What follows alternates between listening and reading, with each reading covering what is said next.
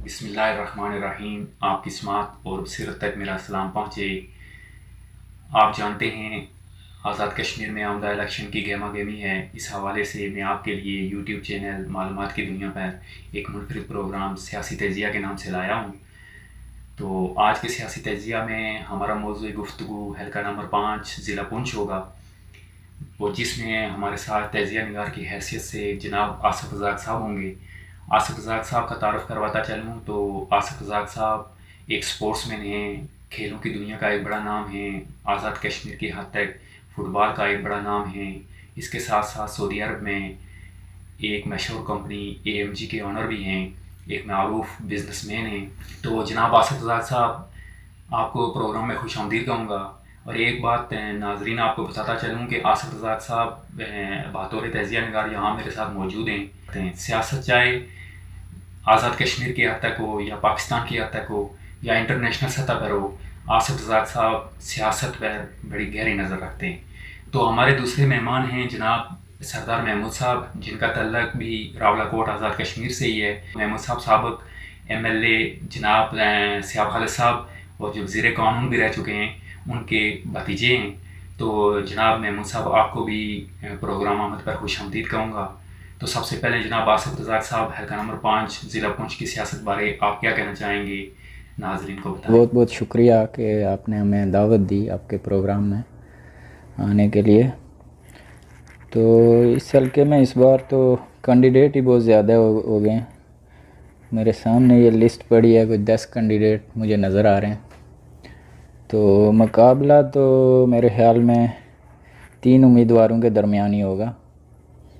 इसमें जो मुझे अभी तक नज़र आ रहा है, असद इब्राहिम, खालिक वसी जो नून लीग से हैं, असद इब्राहिम JKPP से उनका तल्लक है, खालिद इब्राहिम के ये साहबजादे हैं, और शाहिदा सगीर, इनका तल्लक PTI से है, और ये मरहूम सगीर चुगताई की बेगम है।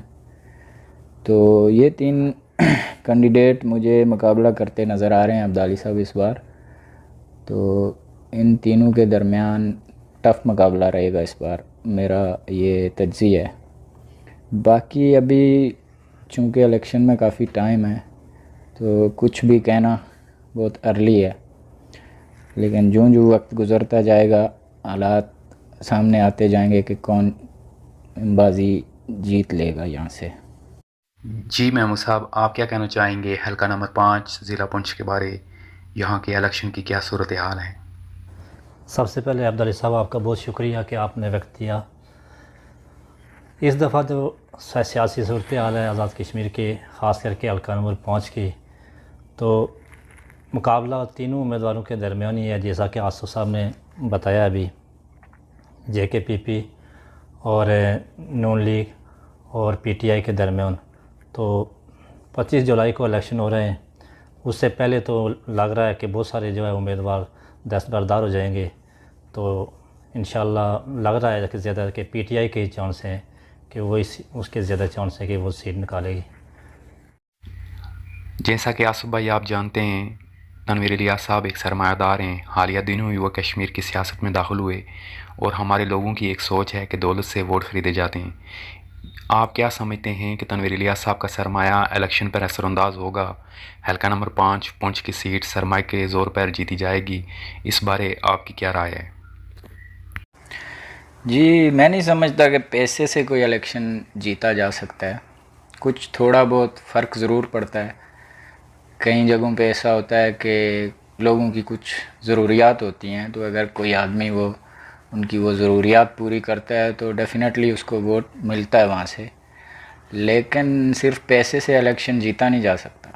ये जो कंसेप्ट हमारे लोगों में पाया जाता है, ये बिल्कुल गलत है।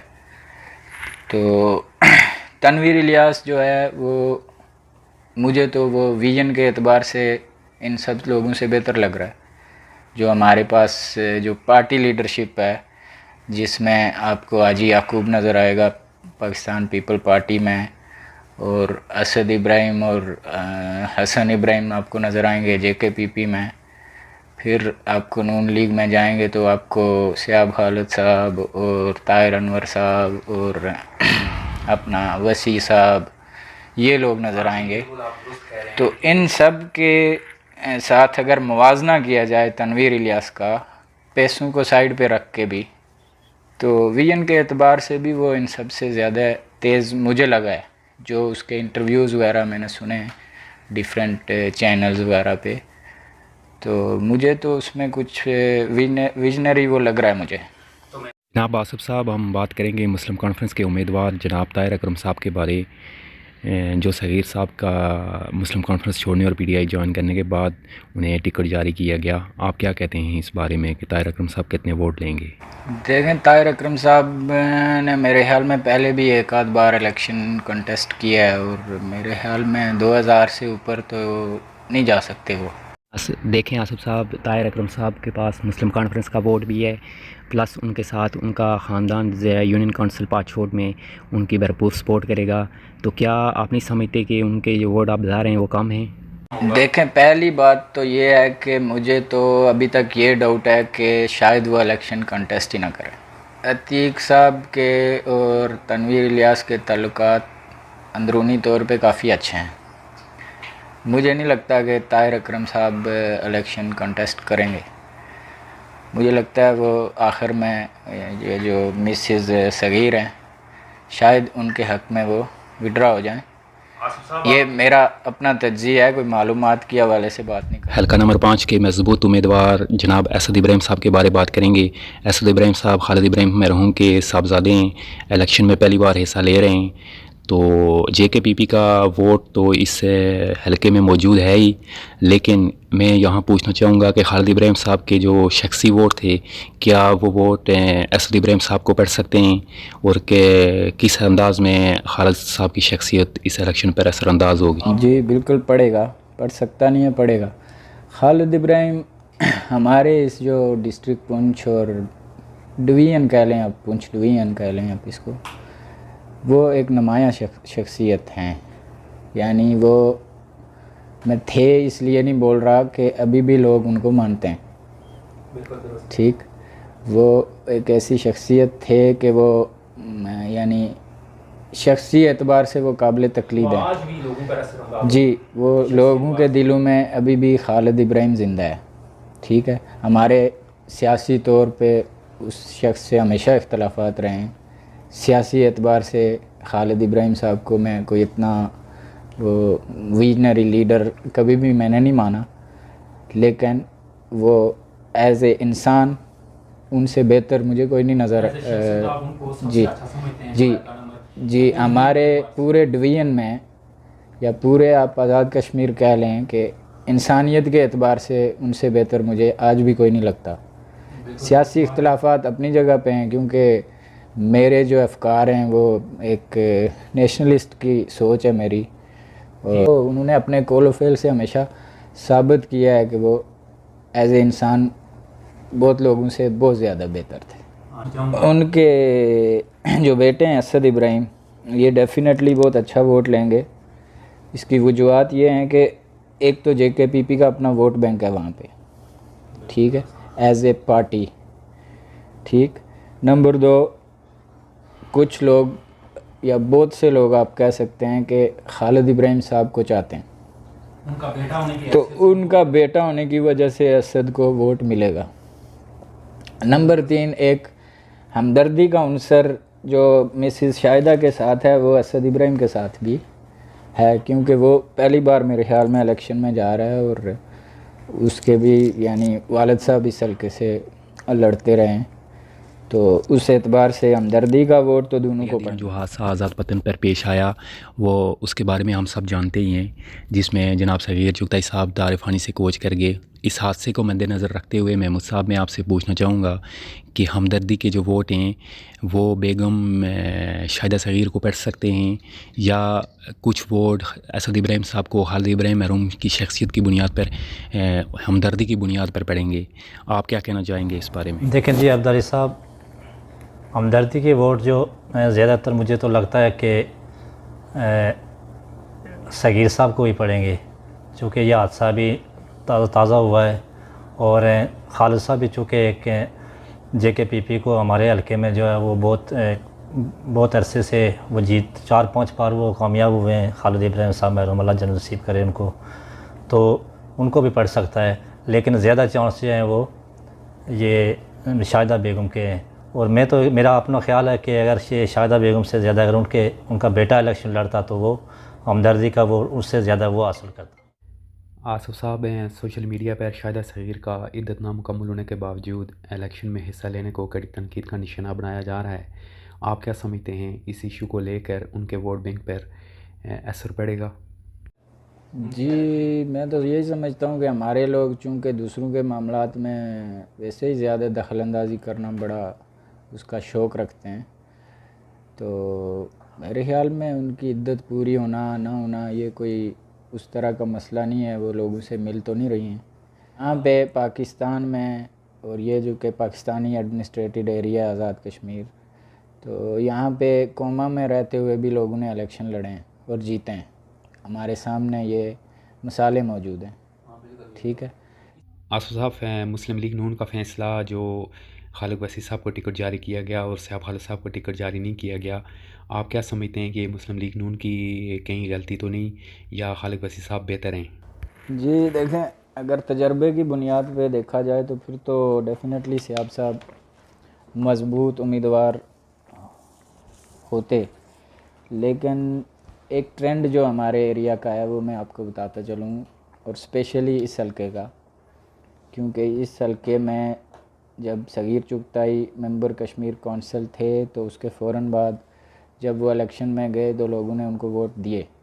किस बुनियाद पे दिए कि चूँकि जो कश्मीर कौंसिल का बजट था तो उन्होंने सही तरीके से ख़र्च किया और लोगों को उनके छोटे छोटे जो मसाइल थे वो हल किए, जैसे किसी को रोड का मसला, किसी को पानी का मसला। यही छोटे छोटे काम होते हैं जिसकी बुनियाद पे वहाँ पे लोग वोट देते हैं। जनाब आसिफ साहब, मैं आपको बताता चलूँ कि खालिद वसी साहब ने यूनियन काउंसिल थोराड़ और टांग के इलाके में कैसीर तादाद में मेंबर कश्मीर काउंसिल होते हुए तरक्याती काम करवाए, लेकिन आज तक की सूरत हाल से यही अंदाज़ा लगता है कि वसी साहब ये दोनों यूनियन काउंसिल हार रहे हैं। इसकी क्या वजूहत हो सकती हैं? इसकी वजह यही है कि यूनियन काउंसिल जो थोराड़ है, जो मेरी मालूमात के मुताबिक JKPP वहाँ पे हमेशा से मजबूत रही है, और JKPP का वहाँ पे नज़रियाती वोट है, तो वही एक वजह हो सकती है। वही उनके वोट वहाँ से तोड़ रहे होंगे, वही JKPP के जो नज़रियाती लोग होंगे वो काम होने के बावजूद भी अपनी पार्टी को वोट देंगे। दूसरी तो मुझे कोई वजह नज़र नहीं आ रही कि एक बंदा काम करे और उसको वोट ना मिले उसी की अपनी यूनियन काउंसिल से जिसमें उसने पैसा लगाया। खालिद वसी साहब की आबाई यूनियन काउंसिल टाई है, आप क्या समझते हैं कि खालिद वसी साहब टाई से एक बड़ी लीड लेकर निकलेंगे और दूसरे उम्मीदवारों के मुकाबले में आ जाएंगे? इस बारे आप क्या कहते हैं? जी, मैं नहीं समझता कि इस बार वो शेर के निशान से कोई इतना बड़ा वोट लेके वहाँ से निकलेंगे, क्योंकि एक तो पर्सनैलिटी होती है, दूसरा पार्टी होती है, और जिस इंतखाबी निशान से आप इलेक्शन लड़ रहे होते हैं वो भी बहुत अहम होता है। तो नून लीग का इस वक्त कोई मुझे वो नज़र नहीं आ रहा हमारे स्पेशली पुंछ डिवीज़न में। हमारे कश्मीर में होने वाली सियासत तो मफादी और शख्सी बुनियादों पर होती है आसिफ साहब, ना कि नज़रियाती बुनियादों पर। देखिए, नज़रिया तो किसी का है ही कोई नहीं। इनमें से मैं साजिद को निकाल दूं और ताहिर अकरम को निकाल दूं तो इनके अलावा किसी का कोई नज़रिया नहीं। ठीक, ये सब शख्सी बुनियादों पे और मफादात की बुनियादों पे इलेक्शन में आते जाते रहते हैं। नज़रिया सिर्फ दो लोगों का है, एक ताहिर अकरम जो मुस्लिम कॉन्फ्रेंस से लड़ रहे हैं, उनका नज़रिया ये है कि ये जो कश्मीर है इसको पाकिस्तान बनना चाहिए और पाकिस्तान का हिस्सा बनना चाहिए। ठीक, प्लस दूसरे जो साजिद सादिक हैं, ये एक कौम परस्त जमात नैब से इनका तल्लक है, तो इनका नज़रिया भी क्लियर कट है कि जी हमारा जो ये रियासत है ये खुद मुख्तार रियासत होनी चाहिए। ठीक है, तो अगर नज़रिए की बुनियाद पे कोई इलेक्शन में कुछ होना हो तो फिर तो इन दोनों का कंपटीशन हो, जो बहुत नीचे नज़र आ रहे हैं मुझे, इमरान खान भी। तो इसलिए नज़रियात की बात स्पेशली इस आज़ाद कश्मीर के इलेक्शन में नहीं करनी चाहिए।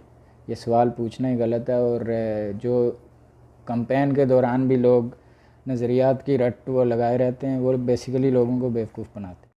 इमरान खान साहब भी आमदा इलेक्शन में कौमी असम्बली के उम्मीदवार हैं। महमूद साहब, आप उनको ज़ाती तौर पर जानते हैं, आप हमें बताएंगे इमरान खान साहब का हल्के में क्या किरदार है? इमरान खान जो है वो एक बहुत अच्छे समाजी कारकुन हैं। उन्होंने बहुत लोगों के काम किए, बाहर से लोग उनके लिए पैसा भेजते हैं और वो लोगों की हेल्प करते हैं, और वो नेशनलिस्ट हैं और ये बेलौस लोगों की खिदमत करते हैं बगैर किसी लालच के, और रिकॉर्ड काम करवाए हैं। जिस तरह जब भी उन्होंने अपील की है कि मुझे आप लोग हेल्प करें, ओवरसीज़ पाकिस्तानी के और कश्मीर के लोग जो बाहर लोग रहते हैं उनके लिए उनसे उन्होंने मुतालबा किया, तो आज तक जो उनकी कॉल पर बहुत लोगों ने उनको पैसे भेजे और उन्होंने सही जगह पे वो पैसे लगाए। उन्होंने मस्जिदें बनवाई, लोगों के घर बनवाए, पार्क बनवाए, और शजरकारी मुहिम के सिलसिले में दातोट और उसके इर्द गिर्द बेड़ी पाँचोट में मेरे ख्याल में अंजुमन ताजरान के सदर भी हैं। जी अंजुमन ताजरान के सदर भी हैं। बिल्कुल साहब, मैं आपसे जानना चाहूँगा, साजिद सादिक साहब जो हैं कौम परस्त तंजीमों के रहनुमा हैं, इस टाइम इलेक्शन में हिस्सा ले रहे हैं, आपके अंदाजे के मुताबिक वो कितने वोट लेंगे हल्के से? बस कोई जो ज़ाती तल्लक की बुनियाद पे जो वोट मिलेगा उनको मिलेगा, वो 1500 हो सकता है। आसू साहब, हमारे आज़ाद कश्मीर में 20 कौम परस्त तंजीमें हैं, आप क्या कहते हैं कि उनको कौम परस्त तंजीमें साथ नहीं देंगी उनका? मैं किसी तंजीम को मानता ही नहीं हूँ कि ये कोई तंजीम है। ये छोटे छोटे ग्रुप हैं, ठीक है, और हर बंदे को चेयरमैनी का शौक़ है। जिसको चेयरमैनी का शौक़ चढ़ता है वो 10 बंदों को लेके ग्रुप बना के अलग से वो शुरू हो जाता है, ठीक है। इनको तंजीमें नहीं कर सकते। तंजीम क्या है? तंजीम एक नज़्म व ज़ब्त का नाम है। उसको जो उन चीज़ों को फॉलो करेगा वो तंजीम कहलाएगा। तो मैं नहीं मानता कि ये कोई तंजीमें हैं, ये छोटे छोटे ग्रुप हैं, ठीक है, और इसी वजह से ये पिट रहे हैं बुरी तरह से सियासी फील्ड में। बाकी वरना इनके पास जितना स्ट्रॉन्ग नज़रिया है दूसरों के पास क्या है? कुछ भी नहीं है। लेकिन ये लोग क्यों पिट रहे हैं कि ये एक नहीं है, एक नहीं है, इनका नज़्म व ज़ब्त नहीं है, बेसिकली ये तंजीम में ही नहीं है। आसफ साहब, तमाम कौम परस्त तंजीमों का एक बुनियादी नज़रिया रियासत की खुद मुख्तारी एक मजबूत नज़रिया होने के बावजूद वो क्यों नाकाम है? इलेक्शन में वो 1500 वोट नहीं ले रहे, इसकी क्या वजूहत हैं? ये क्यों तकसीम है? क्या शख्सी सियासत, चेयरमैनशिप या मफादात की बुनियाद पर तकसीम है? इस बारे आप क्या कहना चाहेंगे? देखें, ये तकसीम इस वजह से है कि हम लोगों का जो सबसे बड़ा एक मसला है, जिसको मैं नफ्सियाती मसला कहूँगा, कि हम लोग एक दूसरे को स्पेस नहीं देते, हम लोग एक दूसरे को मानते नहीं, ठीक है। होना क्या चाहिए कि अगर हम देखें कि किसी बंदे में कोई क्वालिटी है और उसका विजन है, तो बेसिकली उसका ही राइट बनता है कि वो लीड करे, ठीक है। यहाँ पे ऐसे ऐसे लोग लीडर बने हुए हैं कि जिनके पास कुछ नज़रिया तो चलो एक वो बना बनाया उनको मिल गया, ठीक है, लेकिन उनका अपना कोई विजन नहीं है। फॉर एग्ज़ाम्पल, आप इनमें से किसी भी लीडर से पूछें कि ओके, खुद मुख्तार कश्मीर अगर बन जाता है तो आपके पास क्या रोड मैप है, उस तक पहुंचने के लिए आपके पास क्या रोड मैप? किसी के पास कुछ भी नहीं है, सिर्फ नारेबाजी है, ठीक है। तो जो वोटर है वो सिर्फ जज्बाती नारेबाजियों के पीछे कभी भी नहीं जाएगा। वोटर के छोटे छोटे मसले हैं, वोटर के मसले रोड है, वोटर का मसला पानी है, वोटर का मसला स्कूल है, कॉलेज है, यूनिवर्सिटी है, ठीक है। वोटर ने उसी की तरफ देखना है जो उनको रोड दे सकता है, जो उनको पानी की कोई स्कीम दे सकता है, जो उनको कोई कॉलेज स्कूल दे सकता है। इस तरह की सहूलियात जो उनको दे सकता है उसको वो वोट देंगे। बेसिकली ये कोई कानून साज असम्बली तो मैं इसको मानता ही नहीं हूँ। ये तो एक इंतज़ामी, जैसे बल्दियाती इलेक्शन होते हैं किसी मुल्क के, ये उस टाइप के इलेक्शन होते हैं। तो इसमें देखना भी यही चाहिए कि कौन क्या दे सकता है और क्या तरक्याती काम हमारे मफाद में नहीं कहूँगा, क्या तरक्याती काम निकाले जा सकते हैं। इसके अलावा इन इलेक्शन से आप ना तो कश्मीर को कोई आज़ाद करा सकते हैं, ना उसको किसी का सूबा बना सकते हैं, ना आप उसको कोई तकसीम करवा सकते हैं। इस इलेक्शन और इस असम्बली के पास ऐसा कोई इख्तियार नहीं है। महमूद साहब, मैं आपसे पूछना चाहूँगा कि सैयद खालिद साहब को नून लीग का टिकट ना मिला, तो उन्होंने वसी साहब की हमायत के बजाय एक गिरोह बना दिया। आपकी इस अरसे में अगर उनसे कोई बात हुई हो तो हमें बताएं, वो इस अमल के बारे में क्या कहते हैं और क्या आप उनके इस अमल को दुरुस्त समझते हैं? देखें जी, वो सियाब खालिद साहब ने तो मुस्लिम लीग हकीकी के नाम से जो है वो कागजात जमा करवाए। उन्होंने ये कहा था कि हम 3 कैंडिडेट कागजात जमा करवाए, हम में से आखिर में एक रहेगा और उसमें से कोई भी हो सकता है, तौसीफ़ अज़ीज़ हो सकते हैं या रियाज रोशन या वो खुद। तो अभी तो उन्होंने फाइनल नहीं बताया कि आखिर में कौन रहेगा। देखें जी, जब सियाब खालिद साहब मुस्लिम लीग नून में गए थे तो उस वक्त उनको पार्टी के किसी ओहदे पे, मुस्लिम गवर्नमेंट में किसी ओहदे पे कोई ओहदा नहीं दिया गया था उनको, यानी कोई वजारत नहीं दी गई थी। तो उनसे यही वादा किया गया था कि हम आपको इलेक्शन पे टिकट देंगे। तो जब टिकट का वक्त आया तो कुछ लोगों ने जो है वो अपने ज़ाती ताल्लुकात की बुनियाद पे, या कि जिस तरह सियाब खालिद साहब ने इंटरव्यू में भी कहा है, आपने सुना होगा कि ज़ाती 2-3 बंदों ने उनके खालिद वैसी साहब के हक़ में जो है वो फ़ैसला दिया और पाकिस्तान के आला यानी मुस्लिम लीग नून की जो है पार्लिमानी बोर्ड है उसके जो है मेम्बरान ने, जिसमें उन्होंने शायद खाकान अब्बासी साहब का नाम लिया और एक किसी और का नाम लिया था। आसिफ साहब, क्या आप सियाब खालिद साहब के इस अमल को दुरुस्त समझते हैं? देखिए, मैं इन इलेक्शन को बेसिकली जो पॉलिटिकल साइंस अगर आप पढ़ें तो उसके ऊपर ये इलेक्शन पूरे ही नहीं उतरते किसी भी एतबार से, और ना ही आपका जो आज़ाद कश्मीर का सेटअप है ये एक रियासत की तारीफ़ पे पूरा उतरता है। तो ऐसे इलेक्शन में मेरे ख्याल में तो कुछ भी कर जाना कोई गलत नहीं है। आसिफ साहब, कहीं ये आपके अंदर की कौम परस्ती तो नहीं बोल रही? आप एक तजिया निकाल रहे हैं? नहीं, मैं एक बिल्कुल गैर जानिबदाराना तज्जिया कर रहा हूँ। अगर तो ये हमारी कोई एक रियासती ढांचा होता जैसा कि यानी जमहूरी रियासतें होती हैं, तो फिर मैं डेफिनेटली ये कहता कि यार ये टिकट के लिए यहाँ जाना गलत है। महमूद साहब, मैं आपसे पूछना चाहूँगा कि इलेक्शन के दिनों हमारे सियासतदान पाइप टैंकियों वगैरह बांटने लगते हैं। हालिया दिनों थोराड़ में भी किसी उम्मीदवार की टैंकियों वगैरह जब्त की गई। आप इस अमल को कैसे देखते हैं? देखें जी अब्दुल साहब, अब लोग जो है वो बाशऊर हो चुके हैं। अब एक कैंडिडेट से ज़्यादा, एक के सियासतदान से ज़्यादा जो है वो वोटर जो है समझदार हो चुका है। ये फ़ंड जो है इलेक्शन में जब कोई एमएलए आता है, जिस शुरू से ही उसको ये फ़ंड मिलते हैं कि आपने हल्के में ये काम करना है, ये तो ये क्या करते हैं कि वो सारा कुछ संभाल के रखते हैं। आखिरी साल इलेक्शन का जब आता है तो उस वक्त ये लेके आते हैं। फरार वालों ने जो किया है, मैं बहुत खुश हुआ हूँ इस पर, उन्होंने बहुत अच्छा किया है। और बाकी लोग भी जो है वो इस तरह इनकी जितने भी पानी की पाइप हैं, टंकियाँ हैं, इस तरह जब्त करें और ताकि इन लोगों को पता चले। ये तो आसफ भाई, आप इस अमल को किस नज़र से देखते हैं? मैं नहीं समझता कि ये टंकियाँ तकसीम करना कोई गलत काम है। इन इलेक्शन के क्या मकासद हैं? इसी टूटी और इसी टंकी के लिए होते हैं बेसिकली। तो अब टंकियाँ पकड़ने वाले कौन होंगे? वो होंगे जो टंकी दे नहीं सकते। ठीक है, बेसिकली तो होना ये चाहिए कि अगर कोई कैंडिडेट 10 टंकियाँ दे रहा है तो आप 20 दे दें, आप 50 दे दें। तो टंकियाँ पकड़ने वाला मुझे नहीं पता किसने पकड़ी हैं, लेकिन आप ये तहकीक कर लें वो वही होगा जो दे नहीं सकता। ये इलेक्शन किसी कानून साजी के लिए नहीं होते हैं। आपके पास वजारत दाखिला ही नहीं है तो आप क्या खाक कानून साजी करेंगे? किस चीज़ के लिए करेंगे? इस मौजू को यहाँ क्लोज़ करते हुए महमूद साहब, मैं आपसे ये पूछना चाहूँगा कि आप बताएं कि बंगो यूनियन काउंसिल कौन सा उम्मीदवार जीत रहा है और कितने तनासब से जीत रहा है? देखें जी, पिछले इलेक्शन में तो JKPP ने 1800 वोट लिए थे, 1800-2000 वोट लिए थे, और उस वक्त सगीर साहब के वोट थे 3500 थे मेरा ख्याल है। साहब, आप यूनियन काउंसिल बंगोई के बारे में क्या कहते हैं?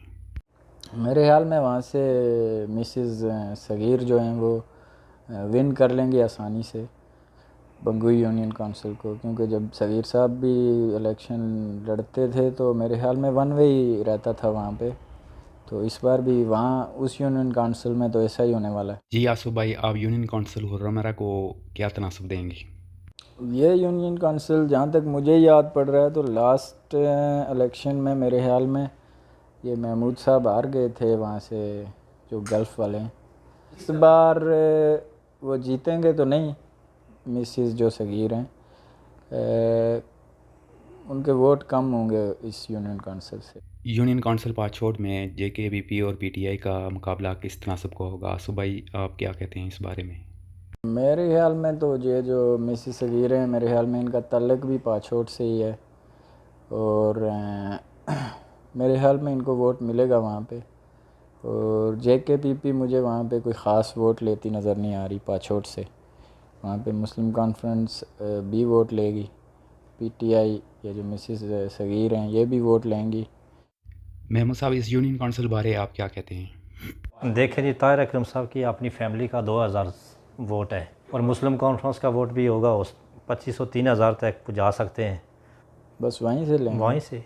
अब हम बात करेंगे यूनियन काउंसिल रियाड़ा की। आसू भाई, आप क्या कहते हैं, यूनियन काउंसिल रियाड़ा में पीटीआई को कितना वोट पड़ेगा? देखें, जो अमजद जलील हैं, अगर वो पीटीआई के कैंडिडेट को सपोर्ट करते हैं तो उनका वोट अच्छा हो जाएगा, लेकिन जीतने की पोजीशन में वो रियाड़ा में नहीं है। इसका मतलब आप समझते हैं कि यूनियन काउंसिल रियाड़ा जेकेपीपी विन कर जाएगी?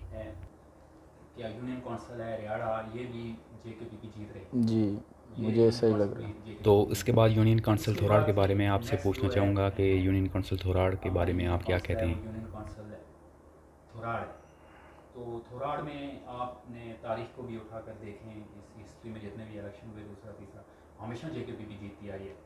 इस बार आप क्या समझते हैं थोराड़ के बारे में कि जेकेपीपी की क्या पोजीशन? थोराड़ में अगर खालिक वसी इनके वोट तोड़ते हैं तो फिर कुछ फ़र्क पड़ेगा इनको, वरना मुझे तो इस बार भी जीतते ही नज़र आ रहे हैं जेकेपीपी वाले। जेकेपीपी जीतती नजर आ रही है आपको? जी। सब आप क्या कहते हैं कि थोराड़ की जो यूनियन काउंसिल है वो जेकेपीपी जीत सकती है या पीटीआई? वहाँ पर साजिद आज़म भी जो अंजुमन ताजरान के सदर हैं वो भी मौजूद हैं, वो भी मेरे ख्याल में पीटीआई को ही सपोर्ट करेंगे। अभी तक तो वो थोड़ा उनका एक उन्होंने स्टैंड लिया हुआ है सरमायादार का मसलक होने का, और टिकट गलत, वो मानते हैं कि ये टिकट गलत तकसीम किया गया है, तो फिर भी उनका भी एक हल्के में कुछ वोट तो लाजम है। तो उसको देखते हुए आप क्या समझते हैं कि पीटीआई और जेकेपीपी का जो आपस में मुकाबला है यूनियन काउंसिल थोराड़ में, कौन जीतेगा? देखें जी, उसका थोराड़ में तो जेकेपीपी और पीटीआई के दरमियान जो मुकाबला है उसमें मुझे तो लग रहा है कि पीटीआई को। आसफ साहब, यूनियन काउंसिल टाइम के बारे में आप क्या कहते हैं? यूनियन काउंसिल टाइम कौन जीतेगा? टाइम में मेरे ख्याल में पीटीआई वाले अच्छा वोट ले लेंगे। मैम साहब, टाइम यूनियन काउंसिल बारे आप क्या कहते हैं? लगता है खालिद वैसी साहब ही ले सकते हैं ज़्यादा वोट, चूँकि वो मुकामी है। तो नाजरीन, हमारा तजिया मुकम्मल हो चुका। ये कहना कि कौन सा उम्मीदवार हल्का नंबर 5 जीतेगा काबिल वक्त होगा, लेकिन जेकेपीपी मजबूत पोजीशन में है। आने वाले दिनों में मज़ीद कुछ सामने आएगा। पीटीआई इस हल्के में जीत की तवक्को पर है, जीत भी सकती है। आसफ साहब, महमूद साहब, आपका बहुत बहुत शुक्रिया, कीमती वक्त से वक्त दिया।